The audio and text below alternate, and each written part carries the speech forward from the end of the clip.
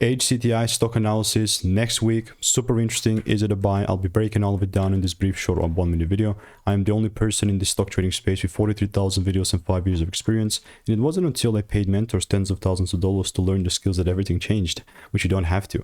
And we have a triangle. It's a beautiful bullish market. And all I look to do is just buy there. Like, and what happened? We just sort of gapped up. And that's phenomenal because I was just willing to double down on this bullish market. And you know, we've been the price has been just doubling down, and the only thing that I care about is do the same exact thing, but only if it pulls down a bit and then gives me a double break. What I'm not gonna do, bro, is just randomly start buying here. A lot of people assume that that's what I'll do, but no, like, unless it pulls down and really gives me that shift, then there's just no way that I'm gonna look to buy.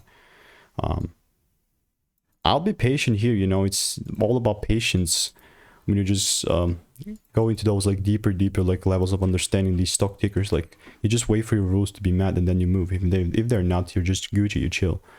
Other than that, if you want to stay tuned, I have like a lot of receipts with HCTI in the Discord as well.